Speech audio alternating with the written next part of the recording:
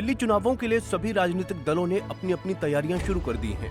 इस बार दिल्ली चुनावों में 699 प्रत्याशी अपनी किस्मत आजमाने के लिए चुनावी रणों में उतरेंगे। दिल्ली चुनावों के लिए नामांकन की अंतिम तिथि भी खत्म हो चुकी है। ऐसे में चुनाव आयोग को दिए हल्फनामे के मुताबिक सभी की संपत्ति की जानकारी मिली है। चुनाव आयोग को दिए गए हल्फनामे के मुताबिक जो आंकड़े आए हैं वो सुनकर आप भी हैरान हो जाएंगे। बातों को न घुमाते हुए आइए आपको पूरा मामला बताते हैं। दरअसल दिल्ली में विधानसभा चुनावों के लिए 5 फरवरी को मतदान होने हैं। नामांकन प्रक्रिया पूरी हो चुकी है। ऐसे में चुनाव आयोग को दिए गए हल्फनामे के मुताबिक मुख्यमंत्री आतिशी को छोड़ आतिशी मंत्रिमंडल के सभी मंत्री करोड़पति हैं, जबकि मुख्यमंत्री आतिशी सिर्फ 76,93,000 रुपए की ही चल अचल संपत्ति की मालिक हैं। आपके अमीर प्रत्याशी। आप सरकार में मंत्री व नागलोई जाट से विधायक रघुविंदर शौकीन आतिशी मंत्रिमंडल के सबसे अमीर प्रत्याशियों में शुमार हैं। रघुविंदर शौकीन और उनकी पत्नी 23,30,30,525 रुपए की संपत्ति के मालिक हैं।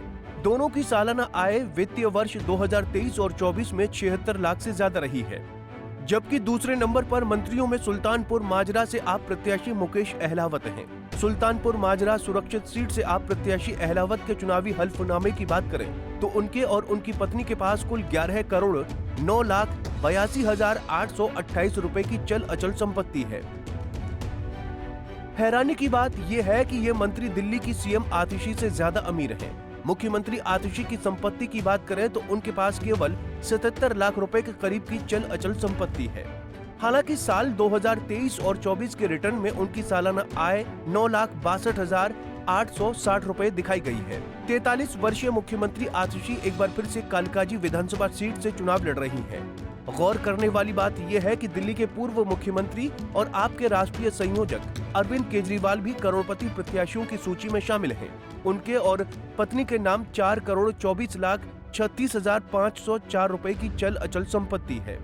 हालांकि केजरीवाल से ज्यादा संपत्ति की मालिक उनकी पत्नी सुनीता केजरीवाल हैं।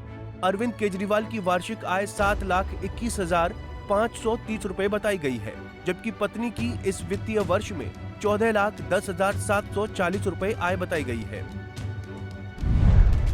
बीजेपी के अरबपति उम्मीदवार।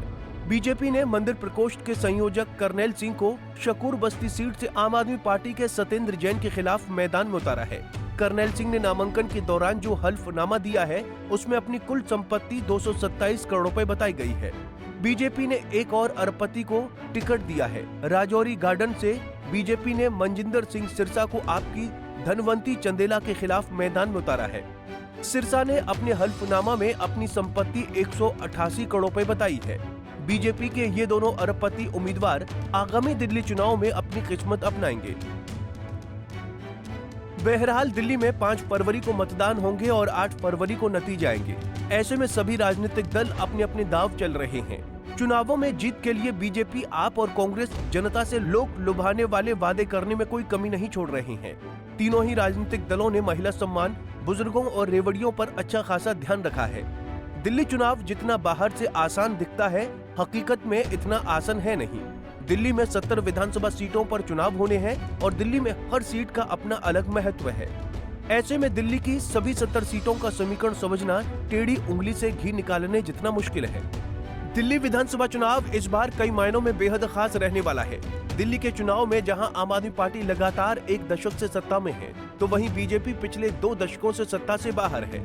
ऐसे में इस बार का चुनाव बीजेपी और कांग्रेस के लिए साख का चुनाव है। कांग्रेस इस बार के चुनाव में दिल्ली में अपनी राजनीतिक जमीन तलाशने की कोशिश में है। आपको जानकर हैरानी होगी कि कांग्रेस दिल्ली की राजनीति में पिछले 2 बार से खाता खोलने में भी असफल रही है। ऐसे में पिछला सारा रिकॉर्ड भूलकर बीजेपी और कांग्रेस इस बार के चुनाव में आपके खिलाफ पूरा अपना दमखम झोंकने को तैयार है। खैर, दिल्ली चुनाव इस बार कौन बाजी मारता है ये तो आने वाला समय बताएगा, पर इन सभी बातों में इतना तो तय है कि ये दिल्ली चुनाव की लड़ाई आसान तो नहीं होने वाली है। Bureau report, Punjab Kesari TV. हमसे जुड़े रहने के लिए हमारे YouTube चैनल को सब्सक्राइब करें और नई वीडियो की नोटिफिकेशन के लिए बेल आइकॉन को दबाएं।